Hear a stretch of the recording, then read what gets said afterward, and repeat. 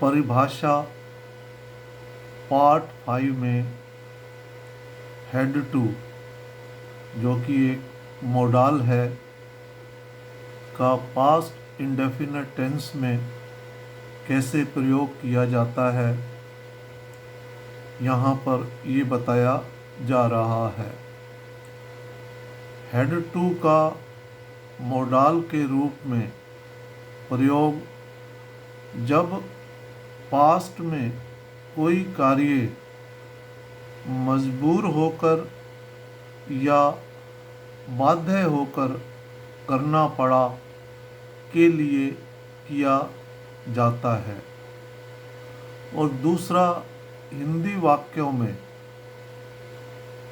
जो क्रिया आती है हिंदी का रूप में, क्रिया के लास्ट में ना था, ने थे, नी थी शब्द आए, या पढ़ा, पढ़े, पढ़ी, पढ़ता था, पढ़ते थे, पढ़ती थी आए, इससे भी पहचान होती है कि यहाँ पर हेड टू का प्रयोग करना है। भूतकाल में किए गए किसी कार्य की बाध्यता, नेसेसिटी, मजबूरी, ऑब्लिगेशन को दर्शाने के लिए भी हेड टू का प्रयोग पास्ट इंडेफिनिट टेंस के रूप में किया जाता है, जिसका अर्थ है कि पास्ट में हमें कोई कार्य मजबूर होकर या बाध्य होकर करना पड़ा। और हिंदी क्रिया से पहचान इस प्रकार बनती है: पढ़ा, पढ़े, पढ़ी, पढ़ता था, पढ़ते थे, पढ़ती थी, ना पढ़ा, ना था, ने थे, नी थी, मतलब ना शब्द हिंदी क्रिया के बीच में आए, तो ये एक पहचान बताता है इस प्रकार के वाक्यों की। वाक्यों में सब्जेक्ट चाहे एक वचन हो या बहुवचन हो, दोनों के साथ हेड टू का प्रयोग किया जाता है। Negative, interrogative and WH family के वाक्यों में पास्ट इंडेफिनिट टेंस वाले ही रूल लागू होते हैं। अब यहाँ पर हेड टू का प्रयोग करते हुए कुछ उदाहरण दिए जा रहे हैं ताकि स्थिति बिल्कुल स्पष्ट हो जाए। जैसे अफर्मेटिव वाक्यों का स्ट्रक्चर है: पहले सब्जेक्ट, उसके बाद हेड टू, उसके बाद V1 मतलब वर्ब फर्स्ट, फिर ऑब्जेक्ट प्लस अदर वर्ड्स। जैसे राहुल को कल बेंगलुरु जाना पड़ा। Rahul had to go to Bengaluru yesterday। Rahul को कल बेंगलुरु जाना पड़ा, मतलब यस्टरडे बीता हुआ कल, पास्ट की बात हो गई। अब किसी मजबूरी वश या कोई काम होने की वजह से उसे कल ही बेंगलुरु जाना पड़ा। नेक्स्ट है: मुझे ये करना पड़ा, लेकिन मैं ऐसा नहीं करना चाहता था। कोई मजबूरी या कोई मेरी बाध्यता थी जिसलिए मुझे ये कार्य करना पड़ा। I had to do it। मुझे यह करना पड़ा। However, लेकिन I did not want to do it। मैं ऐसा या मैं ये नहीं करना चाहता था। ये मेरी कोई मजबूरी थी जिसकी वजह से मुझे ये करना पड़ा। मुझे उसे फ़ोन करना पड़ा। I had to call him up. मुझे उसे फ़ोन करना पड़ा। कोई मजबूरी थी। अब उसका दोस्त उससे पूछता है क्या बात हुई थी, उसको फ़ोन किया। कोई काम था, मजबूरी थी, इसलिए मुझे उसे फ़ोन करना पड़ा। वो बीते हुए समय की बात बता रहा है। उसे पैदल स्कूल जाना पड़ा क्योंकि उसके पिता के पास वाहन नहीं था। He had to walk to school. उसे स्कूल पैदल जाना पड़ा। बिकॉज क्योंकि his father did not have a vehicle.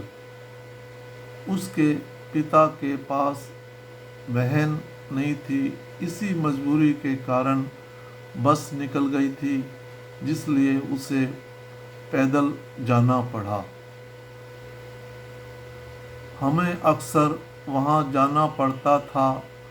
We had to often go there. हमें अक्सर वहाँ जाना पड़ता था। हमारी कोई मजबूरी थी या रही, इसी वजह से वहाँ जाना पड़ता था। सोनू को प्रतिदिन प्रातः जल्दी उठना पड़ता था। Sonu had to get up early in the morning daily. Sonu को प्रतिदिन प्रातः जल्दी उठना पड़ता था क्योंकि उसकी मजबूरी थी। वह घर में अकेला कमाने वाला था, उसे काम पर जाना होता था, इसलिए वह प्रातःकाल में ही जल्दी उठा करता था। उसकी मजबूरी थी, कहीं लेट ना हो जाए, फिर मुझे काम ना मिले। वो मजदूरी करता था क्योंकि उसको अपना घर चलाना था। उसको मजबूरीवश, बाध्यतावश काम की तलाश में जल्दी निकलना पड़ता था। सोनू इसलिए उसे जल्दी उठना पड़ता था। Sonu had to get up early in the morning daily. Sonu को प्रतिदिन प्रातः जल्दी उठना पड़ता था। मुझे पढ़ाई करनी थी। I had to study. मुझे पढ़ाई करनी थी क्योंकि ये मेरी मजबूरी थी, क्योंकि मैं पढ़ाई करके ही नौकरी लेना चाहता था, इसलिए मुझे पढ़ाई करनी थी, मेरी मजबूरी थी। अयान को अपना होमवर्क जल्दी पूरा करना पड़ता था। Ayaan had to finish his homework early. Ayaan को अपना होमवर्क जल्दी पूरा करना पड़ता था क्योंकि उसकी एक मजबूरी थी। जैसे ही स्कूल से आता, खाना खाने के बाद उसे जल्दी पहले अपना होमवर्क पूरा करना पड़ता था क्योंकि उसकी मजबूरी थी, क्योंकि उसकी मम्मी उसको जब तक होमवर्क पूरा ना हो जाए खेलने नहीं जाने देती थी।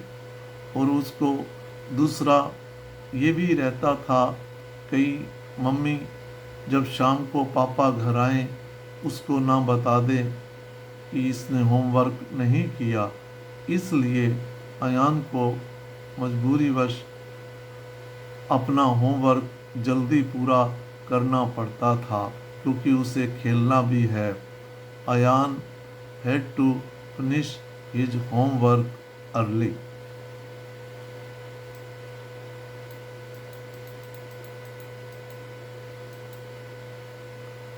अब नेगेटिव वाक्य किस प्रकार प्रयोग किए जाते हैं, उनका स्ट्रक्चर इस प्रकार है। पहले सब्जेक्ट, फिर डिड नॉट, फिर हैव टू। अब हैड टू का प्रयोग नहीं करेंगे, पास्ट इंडेफिनिट टेंस की तरह जब डिड नॉट का प्रयोग करते हैं तो वर्ब, मेन वर्ब जो पास्ट इंडेफिनिट टेंस में V1 हो जाती है, अदरवाइज हम पास्ट इंडेफिनिट टेंस में V2 का प्रयोग करते हैं। इसी प्रकार हैव जो है V1 है, बेस फॉर्म है, और इसकी पास्ट फॉर्म मतलब सेकंड फॉर्म हेड होती है। तो अब इस वाक्य में, नेगेटिव वाक्य में डिड नॉट आने की वजह से यहाँ पर हम हैव टू का प्रयोग करेंगे। हमें राहुल को सच नहीं बताना पड़ा। We did not have to tell the truth to Rahul. हमें राहुल को सच नहीं बताना पड़ा। ये हमारी कोई मजबूरी थी जिस वजह से उसे सच नहीं बताना पड़ा। मुझे फूलों में पानी नहीं देना पड़ता था। I did not have to water the flowers. मुझे फूलों में पानी नहीं देना पड़ता था क्योंकि एक मजबूरी थी। यहाँ पर पानी की शॉर्टेज थी, नल में कई बार पानी नहीं आता था। और वाटर एक नाउन भी है और यहाँ पर क्रिया के रूप में इसको प्रयोग किया गया है। I did not have to water the flowers. मुझे फूलों में पानी नहीं देना पड़ता था। मुझे अकेले पानीपत नहीं जाना था। I did not have to go to Panipat alone. मुझे अकेले पानीपत नहीं जाना था। ये कोई मजबूरी थी इसलिए मुझे जाना पड़ा, लेकिन मुझे अकेले नहीं जाना था, ऐसा मेरी मजबूरी थी। तो यहाँ पर ना शब्द आ रहा है क्रिया में, ध्यान रहे। ऐसे भी पहचान होती है कि ऐसे कार्य किसी मजबूरीवश किए जाते हैं। अब इंटेरोगेटिव वाक्य का स्ट्रक्चर बताया जा रहा है। पहले, अब सब्जेक्ट से पहले डिड बाहर निकल आएगा, फिर सब्जेक्ट आएगा, फिर हैव टू, फिर V1, फिर ऑब्जेक्ट प्लस अदर वर्ड्स। क्या राहुल को दुकान पर जाना पड़ा? Did Rahul have to go to the shop? क्या राहुल को दुकान पर जाना पड़ा? ये इसकी कोई मजबूरी रही होगी जिस वजह से उसे दुकान पर जाना पड़ा। क्या उन्हें शनिवार को काम करना था? Did they have to work on Saturday? क्या उन्हें शनिवार को काम करना था? कोई उनकी मजबूरी होगी इसलिए उन्हें शनिवार को भी काम करना था। क्या रात में उसे वहाँ रुकना पड़ता था? Did he have to stay there at night? क्या रात में उसे वहाँ रुकना पड़ता था? मतलब उसकी मजदूरी थी क्योंकि वो कमाने वाला अकेला था, उसको ओवर टाइम करना पड़ता था घर का गुजारा चलाने के लिए। कई बार उसको रात को वहीं रुकना पड़ता था क्योंकि वापस आने के लिए साधन वाहन वगैरह बंद हो जाती थी, इसलिए मजबूरी में उसको रात को वहीं पर रुकना पड़ता था। Did he have to stay there at night? अब WH फैमिली क्वेश्चन वाले वाक्य, पहले WH फैमिली का वर्ड आएगा। WH फैमिली के वर्ड हैं what, who, why, how, where, which. इस प्रकार W से शुरू होने वाले जो शब्द हैं उनको WH फैमिली कहते हैं। ये क्वेश्चन वर्ड होते हैं। ये अपने साथ हेल्पिंग वर्ब डिड को लेंगे क्योंकि पास्ट इंडेफिनिट टेंस में डिड का प्रयोग किया जाता है। पहले WH फैमिली का वर्ड, फिर डिड, फिर सब्जेक्ट, फिर हैव टू, फिर V1, फिर ऑब्जेक्ट, फिर अदर वर्ड्स। आपके पिताजी को घर क्यों छोड़ना पड़ा? Why did your father have to leave the house? आपके पिताजी को घर क्यों छोड़ना पड़ा? क्योंकि लैंडलॉर्ड ने मकान का किराया बढ़ा दिया था। दूसरा, कोरोना के दिन होने की वजह से रोज़गार ठप हो गया था, काम धंधा नहीं रहा, इसलिए मजबूरी में आकर वो मकान छोड़ना पड़ा, क्योंकि उसका किराया अदा नहीं हो पा रहा था। कौन सी बुक आयान को खरीदनी पड़ी? Which book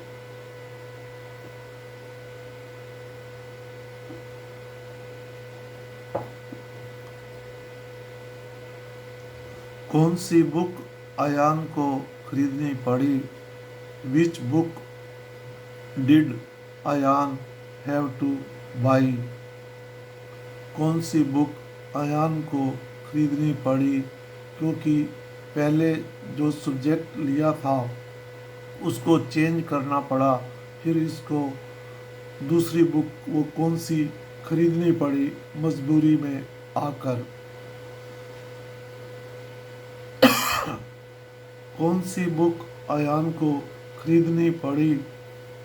which book did Ayaan have to buy? किसानों को फसल जल्दी क्यों काटनी पड़ी?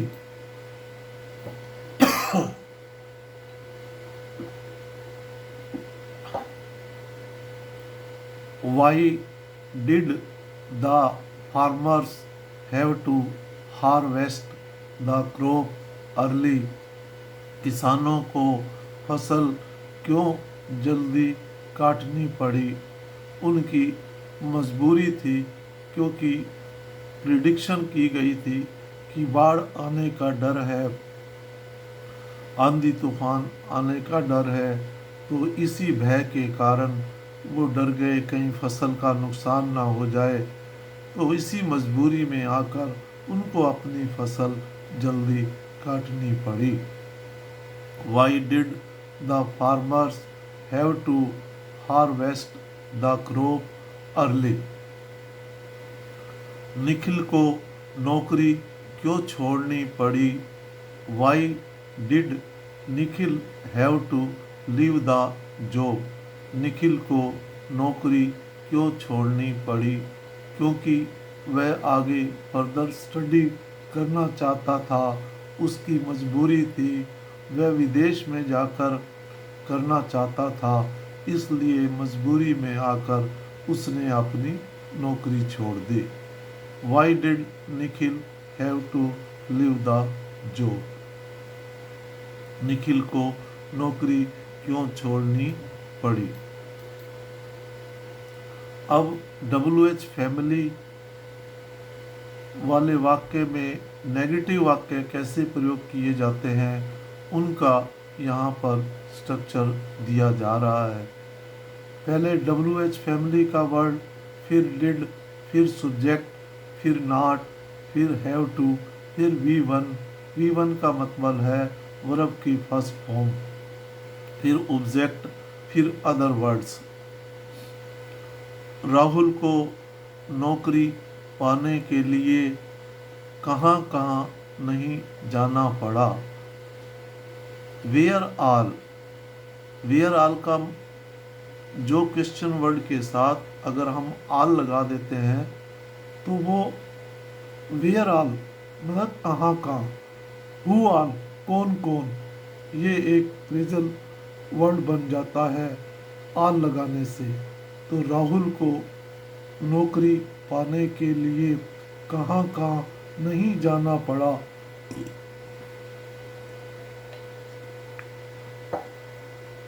Where all did Rahul not have to go to get job? अब ये उसकी मजबूरी थी। इतनी अच्छी एजुकेशन पाने के बाद उसको अच्छी नौकरी पाने के लिए कहाँ कहाँ नहीं जाना पड़ा, ये उसकी मजबूरी थी। राहुल को नौकरी पाने के लिए कहाँ कहाँ नहीं जाना पड़ा। Where all did Rahul not have to go to get job. Rahul को नौकरी पाने के लिए कहाँ कहाँ नहीं जाना पड़ा, यह उसकी मजबूरी थी। तुम्हें पिछले महीने यहाँ क्यों नहीं आना पड़ा? Why did you not have to come here last week? तुम्हें पिछले महीने यहाँ क्यों नहीं आना पड़ा? एक तो पिछले महीने लास्ट वीक पास्ट की बात हो गई, दूसरा आपको यहाँ क्यों नहीं आना पड़ा, उसकी कोई मजबूरी रही होगी इसलिए वो यहाँ नहीं आया।